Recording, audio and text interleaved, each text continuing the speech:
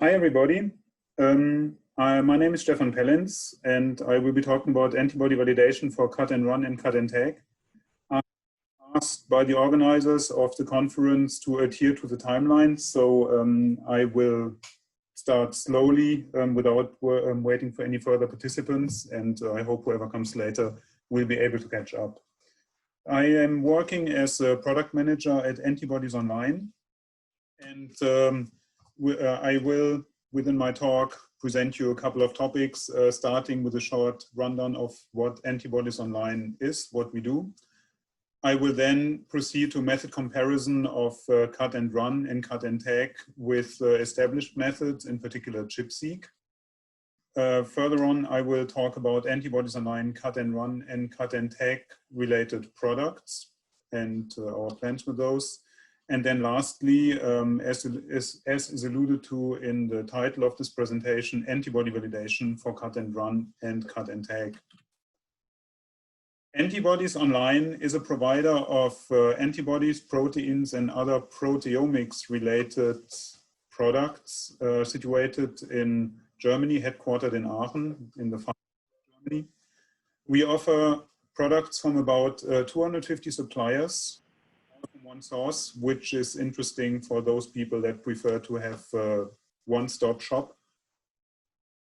In order to enable customers to compare these products from all these suppliers, we put a lot of effort into standardizing product data across the different suppliers based on data fields such as antigens, target species, the immunogen, applications, but also clonality, host species, pretty much whatever you can think of. In addition, we enrich this data with validation data that we get from the suppliers themselves, but also through our independent validation program from customers, which is something I will be touching on later on in the talk again as well.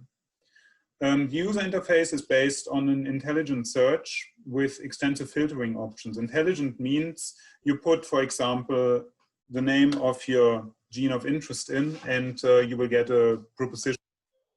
For example, antibodies that are very popular for this particular gene in context with immunofluorescence or another application.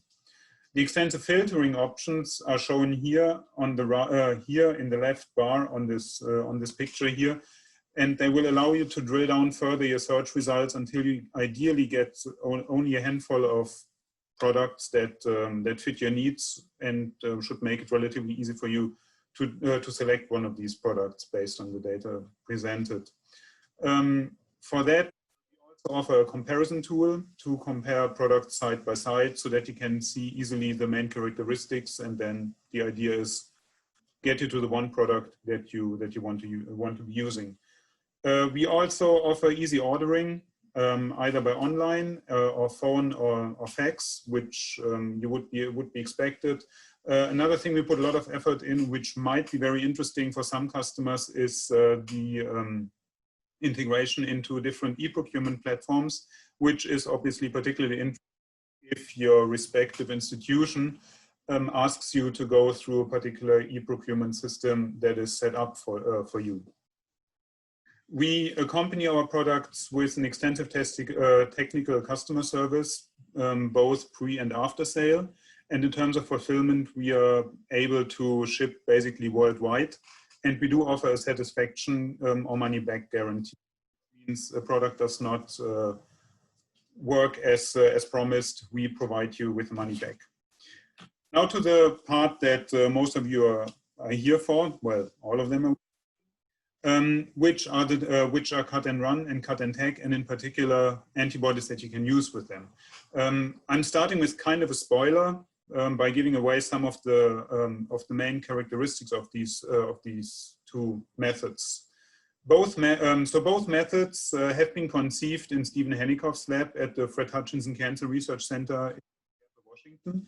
Seeing that Stephen Henikoff is giving a talk tomorrow, I think it's the first talk in the second session tomorrow.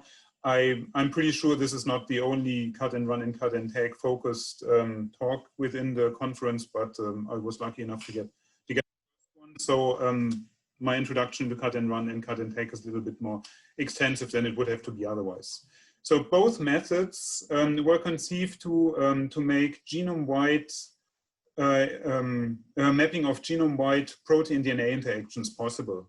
Important to note here is that the mapping works in a specific manner, unlike, for example, ATEXIC, which addresses more chromatin structure. CUT&RUN and CUT&TAG in a similar to ChIP-seq will map specific based on proteins of interest.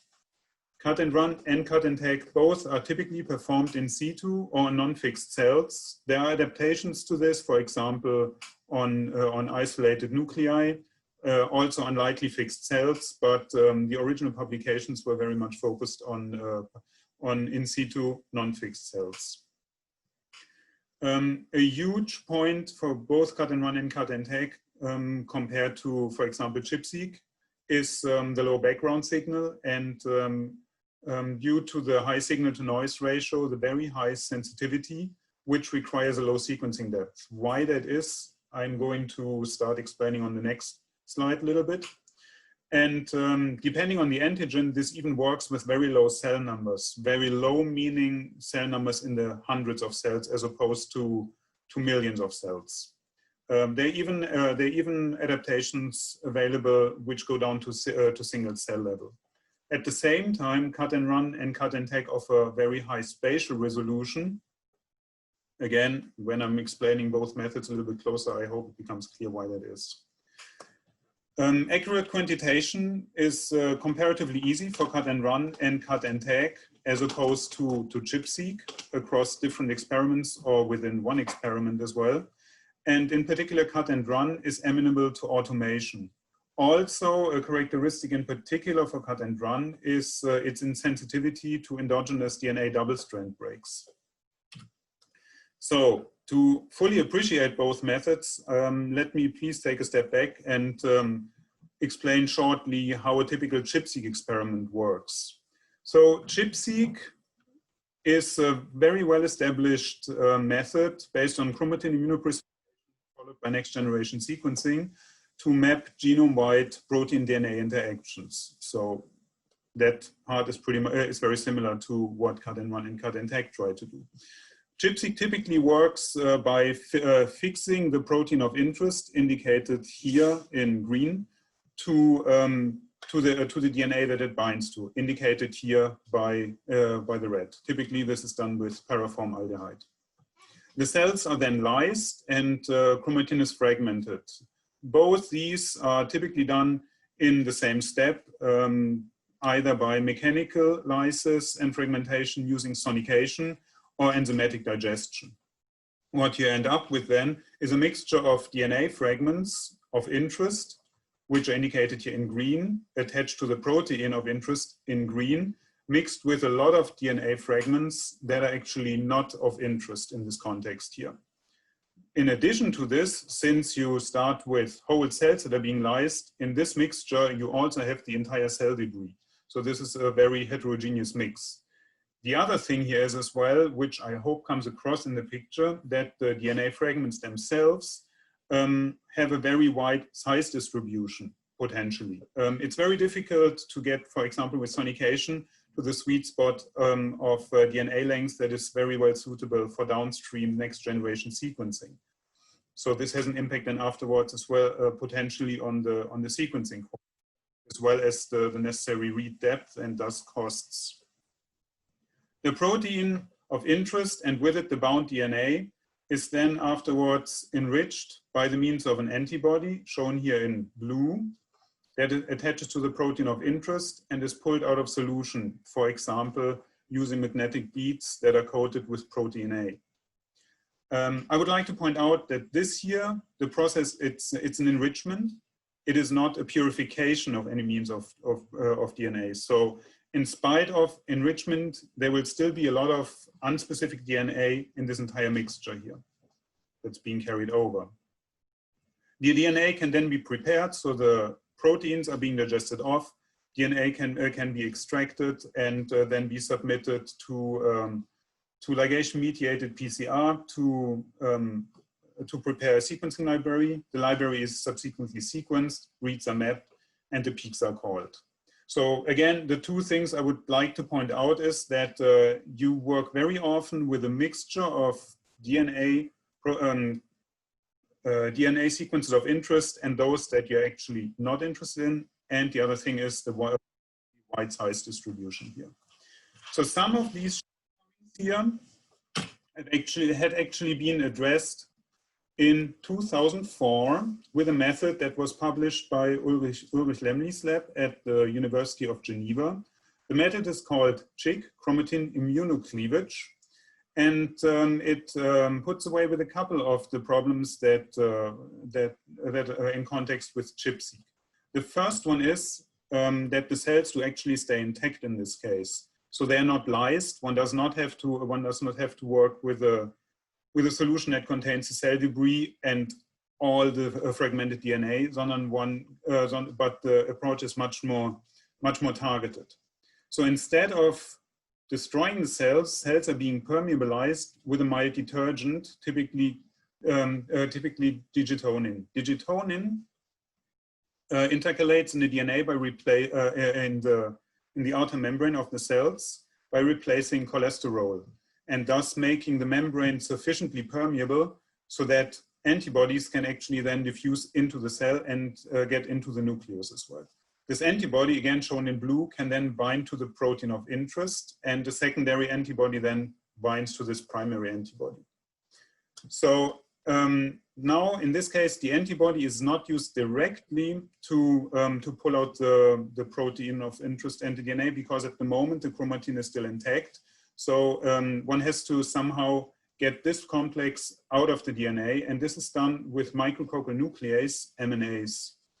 MNase is a RNA and DNA specific nuclease that does actually, well, for all intents and purposes in this case here, it does not have a sequence preference. So released in the cell, it will start digesting of accessible DNA, which is, for example, of benefit for MNase-seq.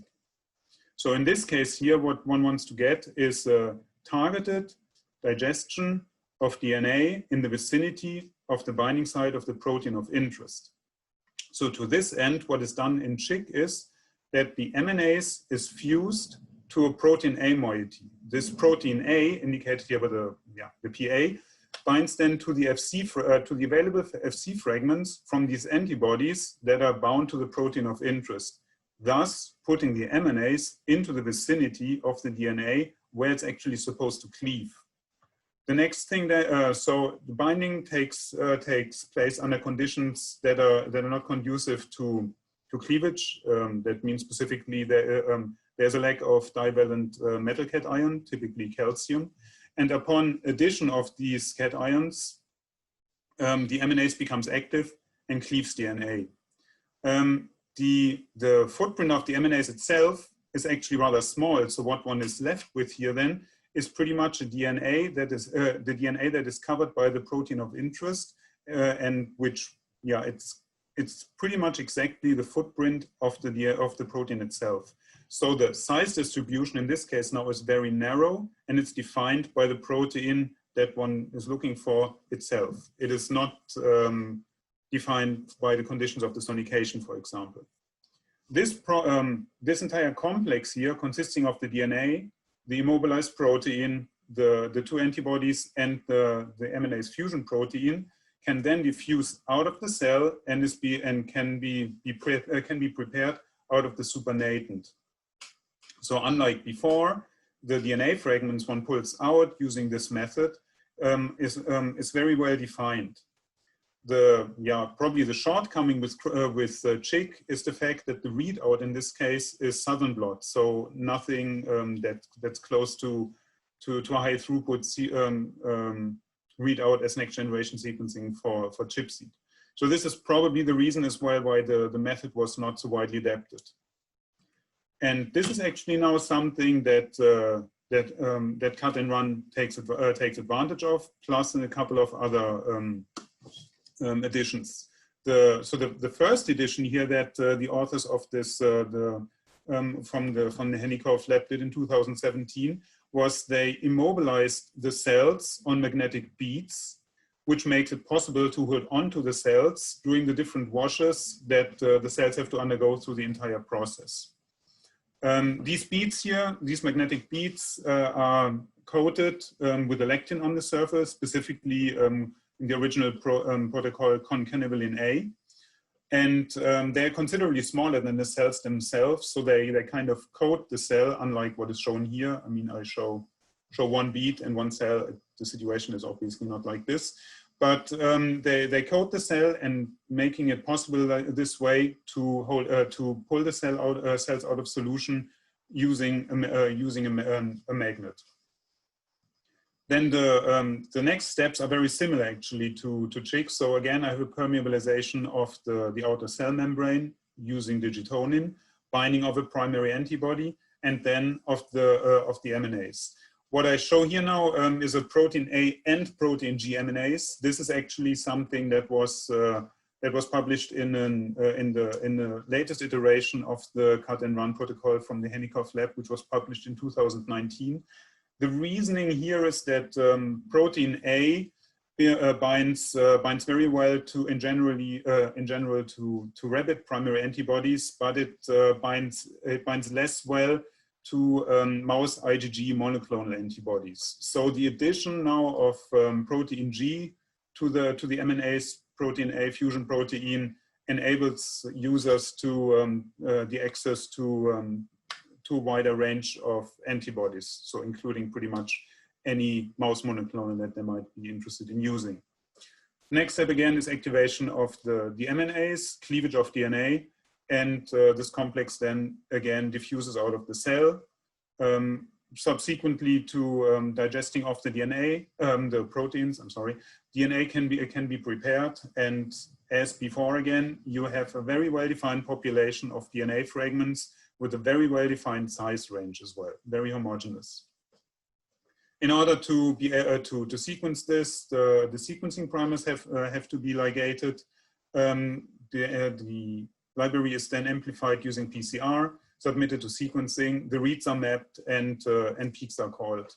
There are different solutions available for this, but the Henikoff lab offers a particular software solution for this as well, because unlike ChIP-seq data, CUT&RUN data is where the libraries are different in the sense that the total DNA one gets out is comparatively low in concentration. However, due to the high signal to noise ratio, the dynamic range is considerably higher. So usually the peaks are even clearer. But one has to work with a much lower total amount of DNA. Cut&take now is a variation of Cut&RUN, which combines the Cut&RUN approach with the hyperactive transposase 5, which is similar to Tegmentation and the Nextera kits. The initial steps are the same. The cells are immobilized, permeabilized, and the primary antibody is bound to the protein of interest. Cut&take generally does also use a secondary antibody, and the reason for this here is that by using a secondary antibody, then the total number of FC fragments is considerably higher than when you're using only one. So it's kind of like an amplification step. One just increases the total number of FC fragments. Again, I'm showing this here kind of in a stoichiometric ratio, but in reality, what would happen is that you work with a primary antibody to which a number of secondary antibodies are bound, with a considerably higher number of FC fragments then. And this seems to be necessary for cut&take, otherwise the signal is just too weak. Again, the transposome then is activated similar to the MNAs before. And what happens then is that the transposase attaches the sequencing primers in this step right away to the DNA. So one can do without the ligation step that is necessary in Cut&RUN. And as I had said initially, what makes cut&take here interesting is that this here is a reaction specific to the transposome, the addition of the sequencing primers. So it will only mark those fragments that have actually been cut, that have been cut and marked by the transposase, and it will ignore existing double-strand breaks, for example, in a cell population that has been stimulated by radiation or stress in any other way, which might increase the number of DNA double-strand breaks. Once the marked DNA strings are there, they can be sequenced, reads are mapped, and p-called. This is very similar to CUT&RUN from before. So let me quickly compare these four methods again. So ChIP-seq works typically with very large sample volume. One starts typically with millions of cells. CUT&RUN, CUT&TAG, many of the protocols that are out there work with 100,000 cells. In the original publications, the authors from the Hennikov lab have shown that it works very reliably with few thousand of cells, and there are publications also that show that it works very well with hundreds of cells. And for CUT&TAG, the paper that the Hennikov lab published in 2019, they actually showed that it's possible to do this on single cell level as well. I did not actually find any indications here for CHIC. The publication, the original publication is rather vague on that. Fixation is typically used for ChIP-seq and for CHIC. It is not being used for CUT&RUN and CUT&TAG, which are in situ methods.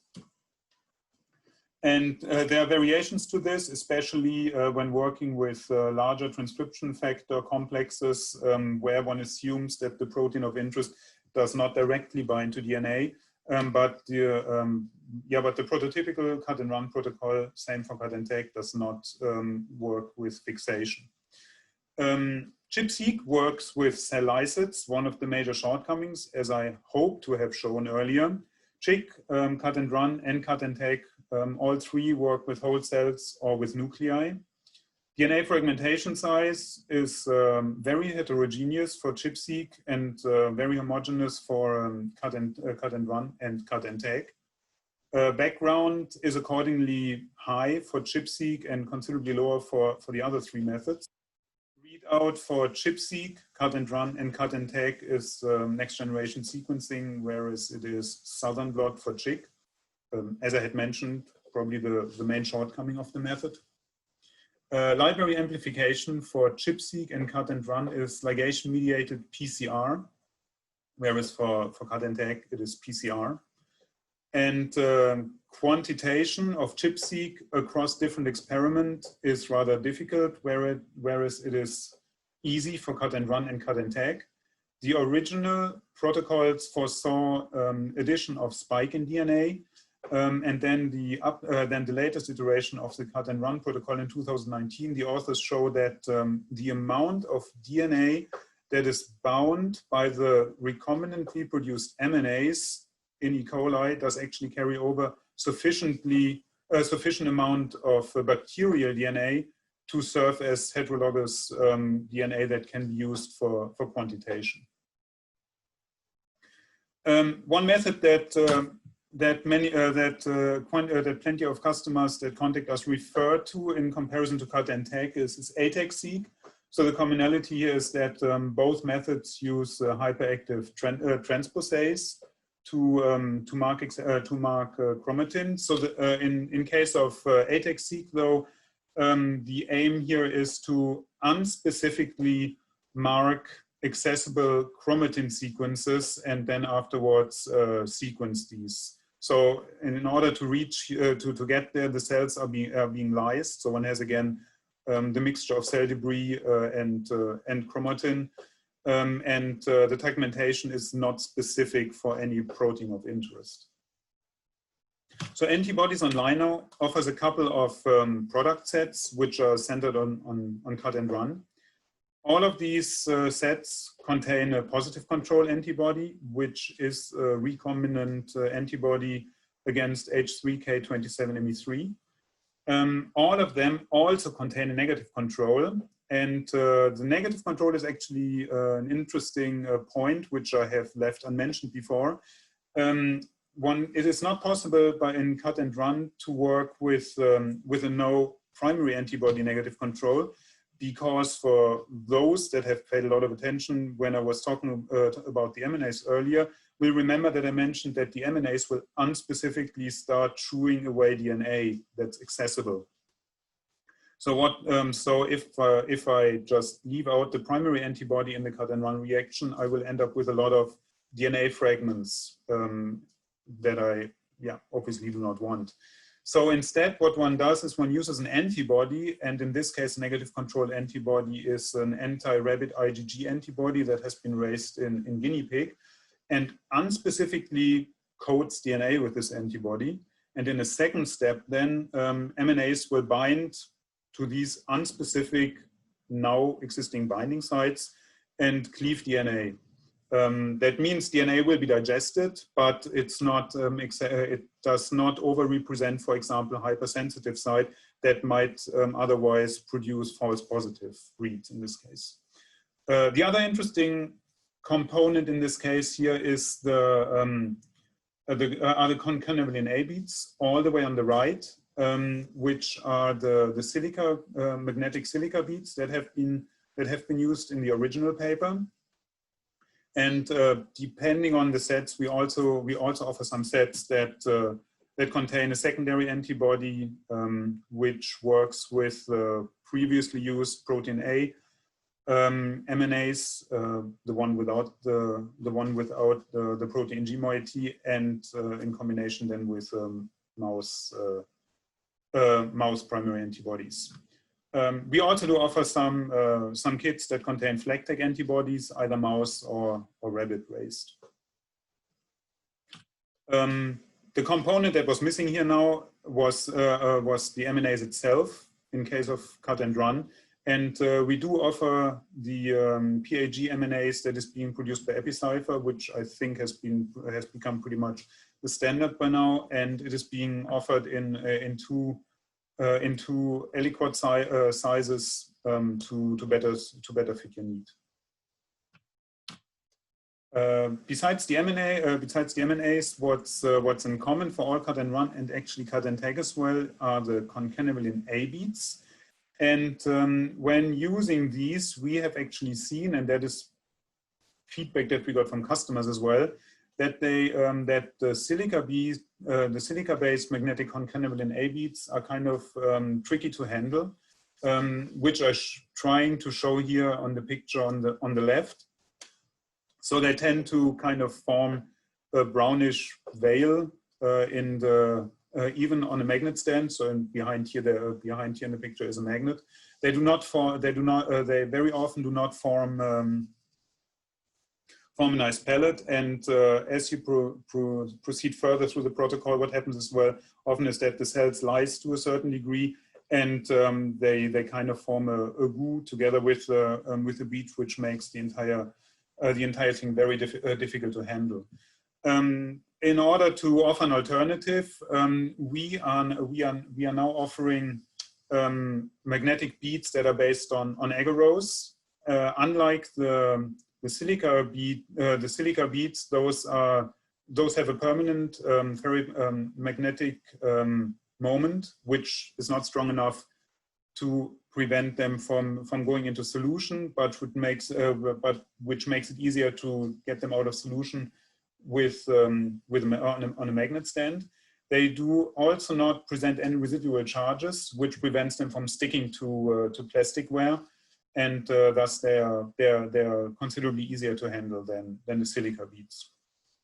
The capacity, as we have seen, is slightly lower as for the silica beads, with 250,000 cells per 10 microliter bead slurry, in contrast to about 350,000 for the silica beads. But for a typical cut and run experiment using something like 100,000 cells, either is fine, and there is no need to change any of the solutions and buffers that have been used in publications and also in the protocol.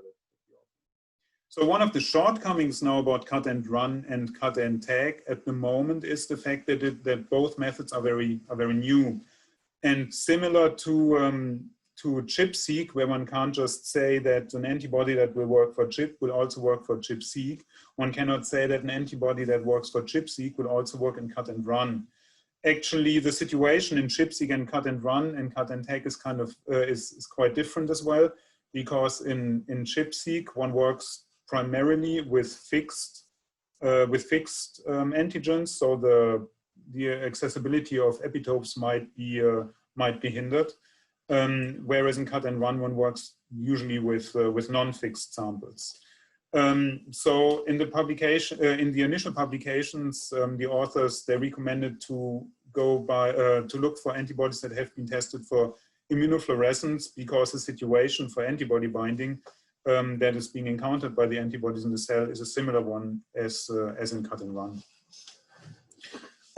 However, at the moment, there are very few antibodies that have already been validated for cut-and-run, and this brought us to the idea that we use a program that we have been running now since a couple of years, which aims to provide independent product data. We started this as the independent validation initiative in 2013, using independent labs that would test antibodies and other products that we are selling on their to check that they actually work as advertised by the respective suppliers. We then changed to a customer-focused validation program in 2016, because we had a lot of customers that asked us, well, could you give me some of this antibody I tested, and I promise I will give you some data in return. And we said, okay, we take people up on the word and we provide them the products. This way, until now, we have done about 500 validations for a little bit more than 400 products. And the benefit for the validators in this case is that it enables them to test antibodies for cut-and-run and cut-and-take without risking to sit on an antibody that doesn't work and having spent the money on it. Because the refund will be provided regardless of the validation result. The benefit for cut-and-run and for the users themselves is that we make the validation data available as quickly as possible. So there is no need to wait for the preparation of a manuscript and publication, and we put this data online as soon as it's available. So the first antibody that has been validated by a customer in Sweden was SOX2 antibody. It was validated on neural stem cells, and the full validation report is actually available on our site. This here is a short summary. So in line number 3, these are the reads that were obtained in a cut-and-run experiment using this antibody. In lane number 2, those are the marks for the corresponding peaks. And in lane number 1, this is a published data set in comparison to that was generated using ChIP-seq. Down here, this is the negative control as a reference. The entire protocol on our site looks something like this. It shows some pictures of the library that was generated, so the bioanalyzer readout, as well as the representation of the sequencing reads generated using IGV that I had just shown you before. This way, at the moment, there's a couple of validations ongoing for example, for histone modifications, as shown here. At the moment, they are being done in the indicated species here. So these are being done in mouse and enough in wolf samples as well. And these here are the host species and the clonality of the corresponding antibodies. All of these are being validated at the moment for cut-and-run. The guinea pig and the rabbit IgG antibody that, as I had mentioned before, is used as a negative control in cut-and-run has been validated, I mean, in the literature, but as well on our site as a secondary antibody for CUT&TAG, and the report is also online available on our site. In addition to antibodies against histone modifications, validations are ongoing for different antibodies against transcription factors and transcription repressors. Again, these are the targets against which antibodies are being validated at the moment. The host species, as well as the species in which they are being validated, and whether it's a poly or monoclonal antibody. All of these are being validated for CUT&RUN. That's why I didn't indicate this here in addition as before. So all in all, there are 35 validations ongoing at the moment for 25 products, and all of them will be available and accessible on our site as soon as we get the final reports. One word on the validation for our for the agarose, the magnetic agarose beads that I had mentioned before.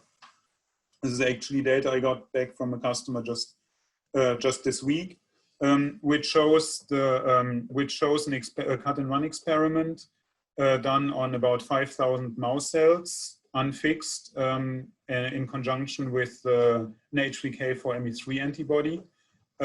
This here, down here, so this is a reference track from ENCODE and the corresponding peaks marked here on chromosome 2 of the mouse MM9 reference genome.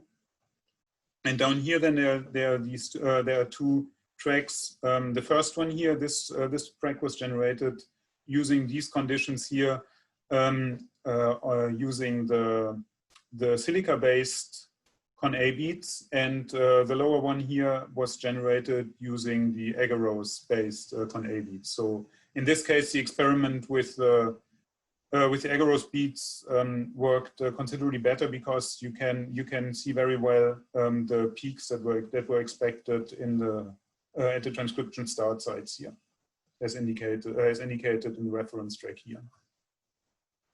So yeah, in summary, CUT&RUN and CUT&TAG are two novel methods that are very well suited to map genome-wide protein-DNA interactions. We find them very exciting, and accordingly we're trying to put a lot of effort into promoting these as well. We facilitate the first steps into both methods by offering these product sets for CUT&RUN and CUT&TAG. All these sets are optimized to work with about 24 samples, and at what we think is a very interesting price point for the products that are in there. Antibodies Online is now leveraging its customer validation program to provide first-hand user data for antibodies used in both CUT&RUN and CUT&TAG. And we invite all of you to share your validation data in form of a validation report, and in return, we will refund you in full for the corresponding order. Yeah, for the corresponding order. You can find more information at the conference's Slack channel here indicated. You can definitely shoot us an email at the indicated address at support@antibodies-online.com. We do have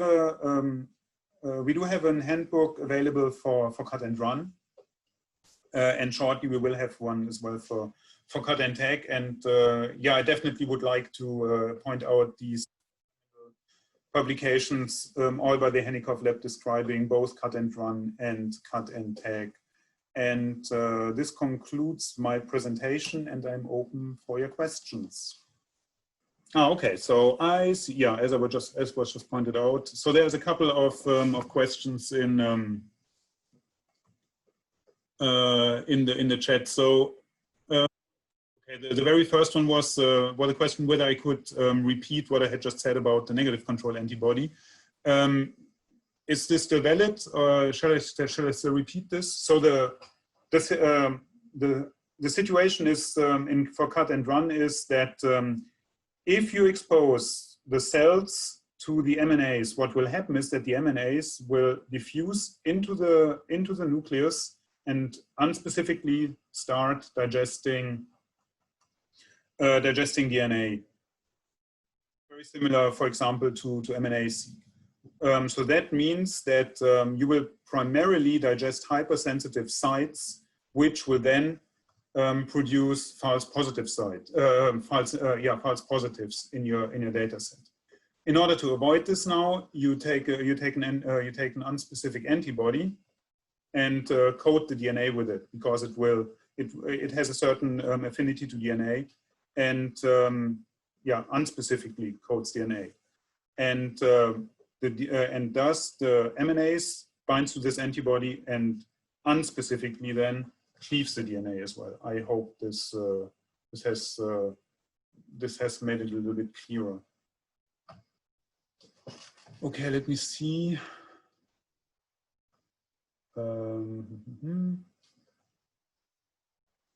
Okay, so for the DNA protein antibody complex, how does it exit the nucleus? So this is actually taking place at a low temperature. So the diffusion it's not in that sense a chemical reaction. What actually so the cells in this case the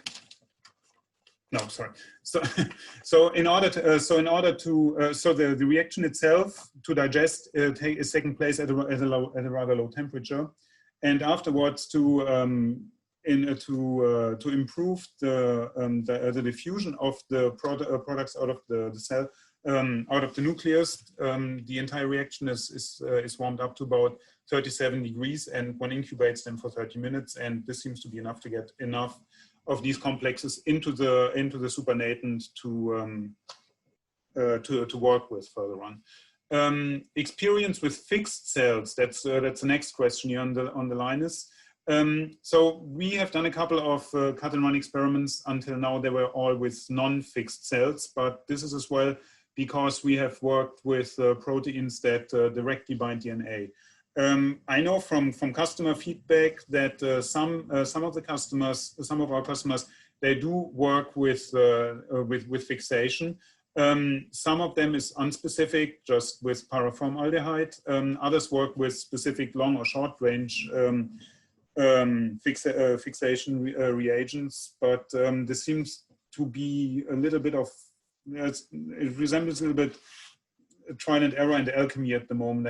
I have the impression, and I got feedback as well from customers that say, well, as soon as they fix the cells, it seems that cut and run, cut and tag. So yes, I think this is something that has to be kind of done on a case by case basis.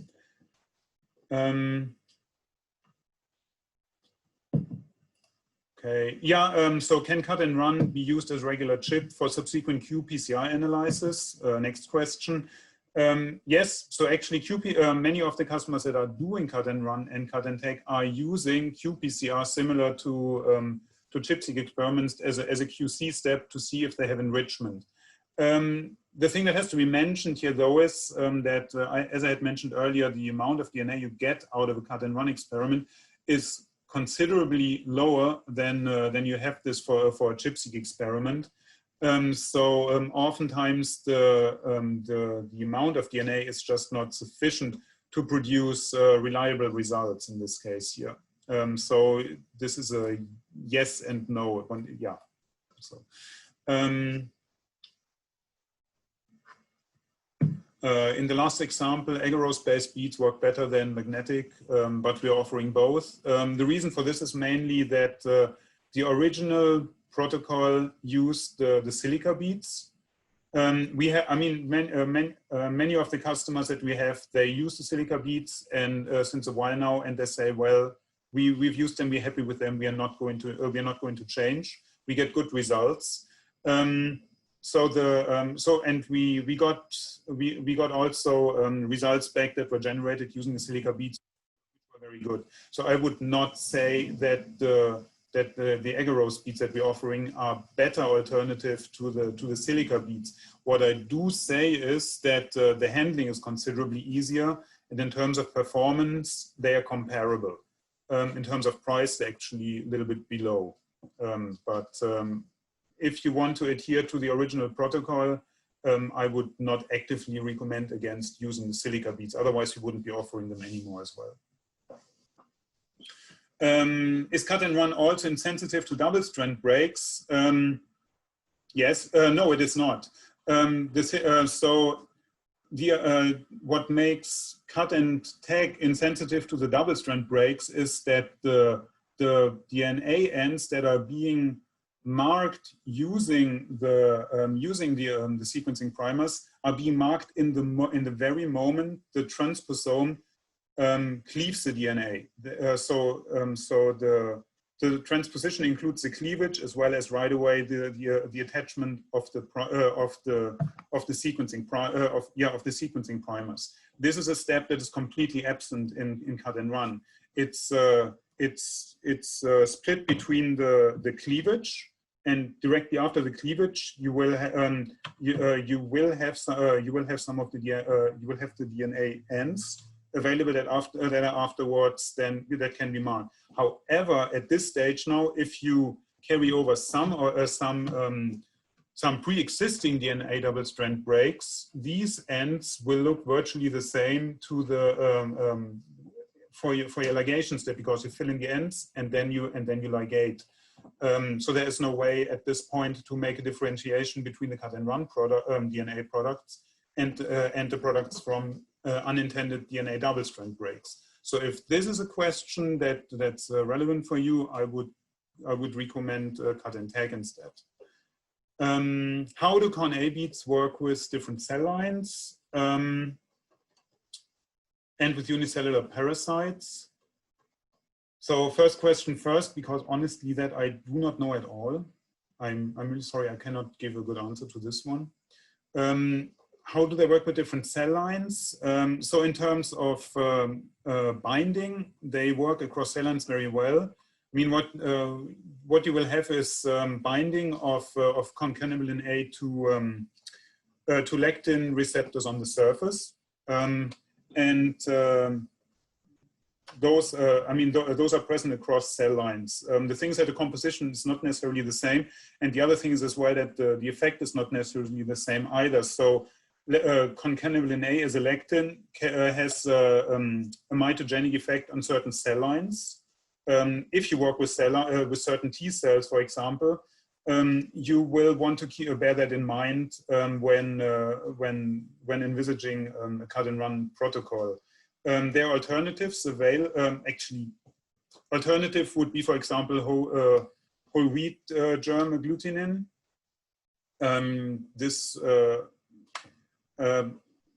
So this might be mitogenic or mitogenic on other cell lines, but it's possible that a cell line that you work with is receptive to con-A, but not to WGA, so wheat germ agglutinin. So in this case, it might be worth to consider changing from one to the other. We are very much focused at the moment on the con-A just because it's in the original protocol, and I leave it at that.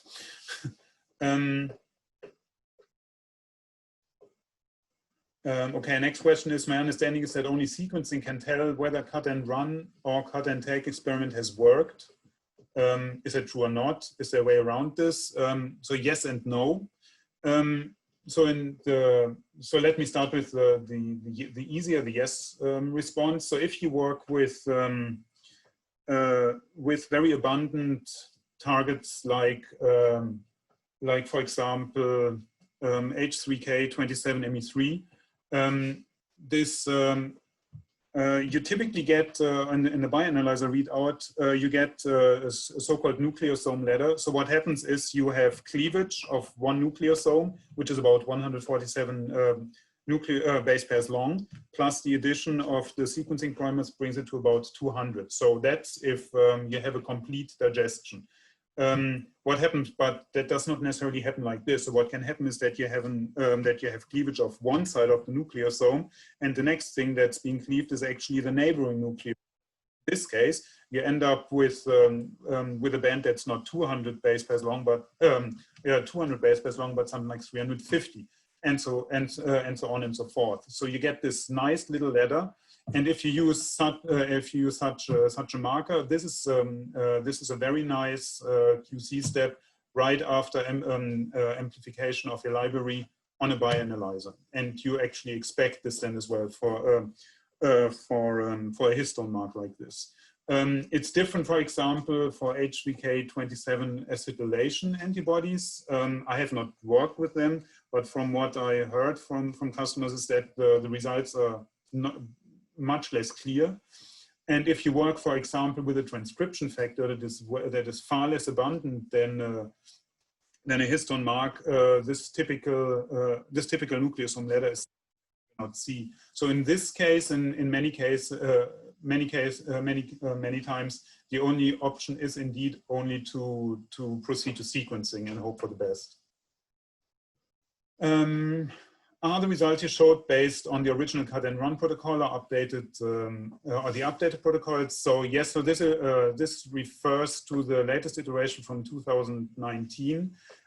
So the reasoning here is that you expose that you do the in cleavage at lower salt concentrations, but increased calcium concentrations.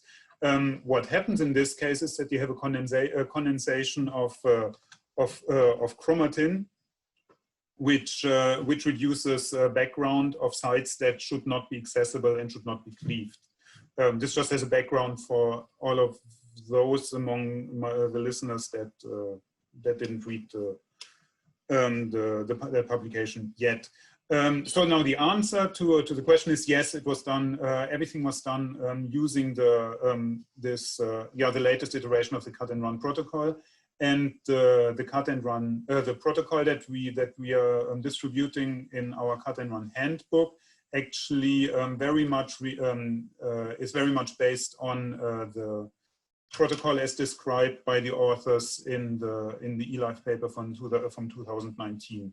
It's then adapted to the more specifically to the products that we are offering in context with cut-and-run. But the basis for the protocol is the updated cut-and-run protocol from the Hennikov lab themselves. Yes. How good is cut-and-run for transcription factors with very low residence time, milliseconds? I mean, this goes kind of in the same direction as larger transcription factor complexes. So in this case, I would actually recommend to try working with fixation, with light fixation. Has it been used in Drosophila embryos? I am not familiar with the Drosophila literature, I have to admit, but I know that that one of our customers has sent us data for this. So yes, and I'm pretty sure if we get that data even from customers, this must be published as well. Can Triton be used instead of digitonin? Yeah, actually, I don't know. We were thinking about that as well, because the thing with digitonin is there's two drawbacks with digitonin. One is it's expensive. The other thing is this digitonin, it's not synthetically produced. It's actually produced from plants. Sorry, making my English, from Digitalis purpureum. I actually do not know how that one is called in English. And as such, pretty much every lot of digitonin is different from the one before. So the efficiency of digitonin has to be tested pretty much every single time you change a lot. So these factors, so inconsistencies between lot and lot to lot, and the price would make it interesting to use Triton or another detergent instead. But we have not tried that. So actually, I do not know.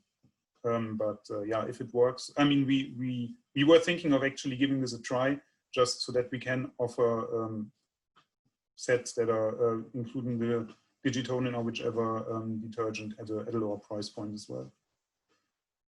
The original protocol by Hennikov also included the minus calcium control, in which the MNAs would not be activated. Is it necessary to do both this control and the one using an unspecific anti-rabbit antibody?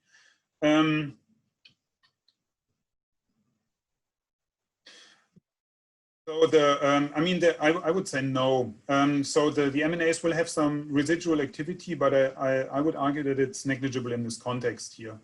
Yeah, that's an opinion. I do not know. Yeah, I don't know it for a fact, but that's my opinion. What's the time resolution of cut and run? Yeah. Yeah, this is something that at least we have not tested systematically. So the entire the MNase digestion is actually rather quick. I mean, quick in the order of minutes. Typical digestion range from few minutes to about half an hour to reduce too much background. So the I mean this is the question here is a bit how close do you need the time points to be together? Generally I cannot answer this question. So if you're within this will work fine. But, beyond that, I honestly do not know. And from what I see at the moment, those were the questions that are there. Which is actually not bad because I was asked to end this sharply at 5 o'clock. So unless there's any other questions, I will bring this to a conclusion. And as I said, feel free to check our Slack channel during the conference, or just contact us at support@antibodies-online.com. If you refer to me, it can be directly forwarded to me as well. Thank you very much, everybody, and I hope you enjoy the conference. I'm definitely looking forward to it. Bye-bye.